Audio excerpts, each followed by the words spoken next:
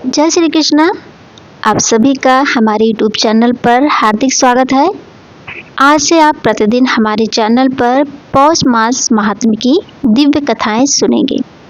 इसी श्रृंखला का शुभारंभ करते हैं हम विघ्नहर्ता श्री गणेश भगवान की पावन कथा से। प्राचीन काल में जब भगवान विष्णु का विवाह माता लक्ष्मी जी के साथ निश्चित हुआ तो देवलोक में अत्यंत उत्साह का वातावरण बन गया। चारों ओर भव्य तैयारियां होने लगी। सभी देवताओं को निमंत्रण भेजा गया, परंतु भूलवश गणेश जी को निमंत्रण नहीं भेजा गया। जब विष्णु भगवान की बारात निकलने का समय आया तब देवताओं ने देखा कि गणेश जी कहीं दिखाई नहीं दे रहे। देवता आपस में चर्चा करने लगे, क्या उन्हें न्योता नहीं मिला या वे किसी कारण नाराज हैं। जब समाधान नहीं मिला तो सभी ने विष्णु भगवान से ही कारण पूछा। विष्णु भगवान ने उत्तर दिया कि हमने महादेव जी को न्योता भेज दिया है।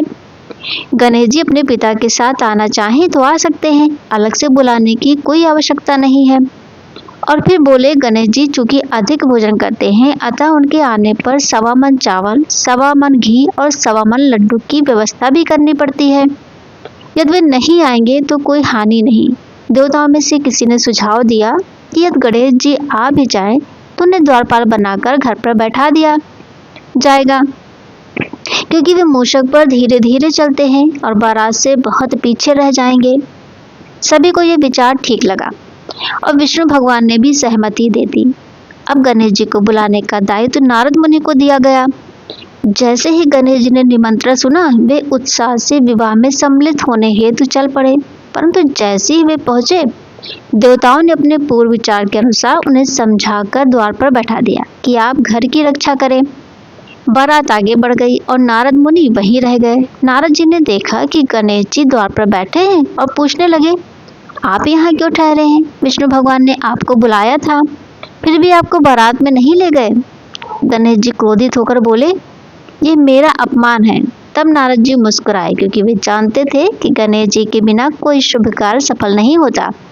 उन्होंने उपाय बताया, यदि आप अपनी मूषक को आगे भेज दें तो वो मार्ग में गड्ढा बना देगी, जिससे रथ के पहिए धंस जाएंगे और तब देवता स्वयं आपको सम्मान पूर्वक बुलाने आएंगे।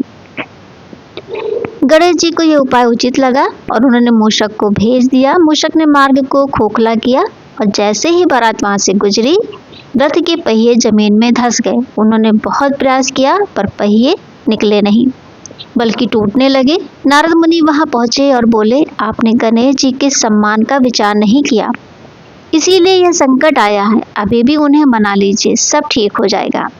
ये सुनकर भगवान शंकर ने अपने वाहन नंदी को भेजा। नंदी ने गणेश जी को मनाया और आदर पूर्वक बारात में लाकर उनकी पूजा की गई।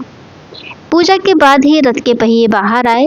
तभी एक खाती यानी लोहार ने आकर कहा, देवताओं आपने गणेश जी की पूजा किए बिना कार्य शुरू किया, इसीलिए संकट आया।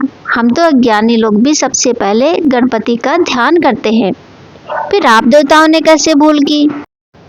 खाती ने ओम श्री गणेशाय नमः बोलकर पहियों को ठीक किया और बारात पुनः चल पड़ी। धूमधाम से विष्णु भगवान का विवाह संपन्न हुआ और सभी आनंद पूर्वक लौट आए। अब सुनिए गणेश जी की दूसरी पौराणिक कथा। एक बार गणेश जी किसी व्यापारी के खेत से गुजर रहे थे। उन्होंने अनजाने में 12 दाने का अनाज के तोड़ लिए। उन्हें तुरंत खेद हुआ, मैंने बिना अनुमति अनाज ले लिया, ये तो चोरी हुई। चोरी का प्रायश्चित करने हेतु उन्होंने निश्चय किया कि ये दोष उतारने के लिए 12 वर्ष तक उस सेठ के यहाँ नौकरी करेंगे। गणेश जी वेश बदल कर सेठ के घर पहुंचे और काम मांगा। सेठ जी को नौकर की आवश्यकता थी, इसलिए उन्होंने रख लिया।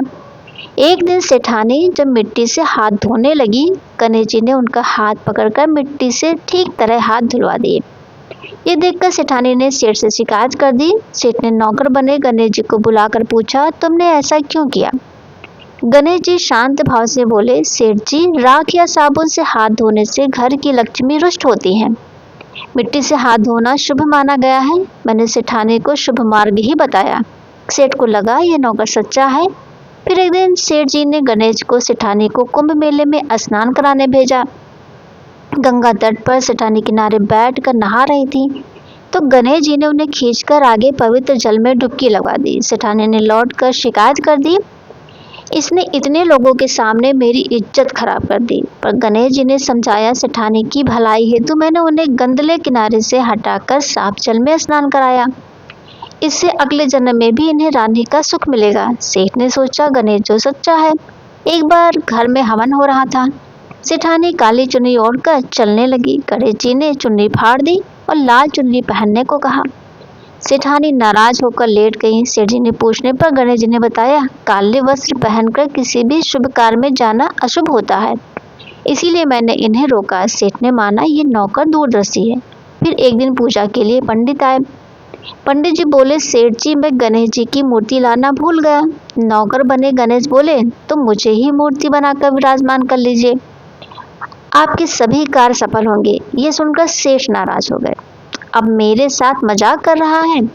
तभी गणेश जी ने अपना वास्तविक दिव्य स्वरूप धारण कर लिया। ये देखकर सेठ, सेठानी और पंडित जी उनके चरणों में गिर पड़े। पूजा समाप्त होते ही गणेश जी अंतर्ध्यान हो गए। सेठ सेठानी को अत्यंत दुख हुआ कि इतने वर्षों तक भगवान स्वयं उनके घर नौकर बनकर रहे। उसी रात गणेश जी ने स्वप्न में दर्शन देकर कहा, मैंने आपके खेत से अनाज के 12 दाने लिए थे, उसी दोष को उतारने हेतु 12 वर्ष सेवा की। अब दुख मत करो। इसके बाद गणेश जी की कृपा से सेठ जी के घर धन, सुख और समृद्धि भर गई। सभी कार्य सफल होने लगे और उनका परिवार सदैव आनंदित रहने लगा। तो हे गणेश जी महाराज, जैसा सुख और वैभव आपने सेठ जी को दिया, वैसी कृपा सब भक्तों पर बनाए रखें। तो बोलो श्री गणेश भगवान की जय। दोस्तों, अगर आपको ये भगवान गणेश की दिव्य कथा अच्छी लगी हो तो वीडियो को लाइक जरूर कीजिएगा, अपने परिचितों तक साझा करिए और चैनल को सब्सक्राइब करना बिल्कुल भी मत भूलिएगा और बेल आइकन जरूर दबाइएगा, ताकि पौष मास की हर कथा आप तक सबसे पहले पहुंचे। आज की पावन कथा यहीं पूर्ण होती है। विघ्नहर्ता श्री गणेश जी की कृपा आप सभी पर बनी रहे। कल हम फिर मिलेंगे पौष मास महात्म्य की अगली दिव्य कथा के साथ।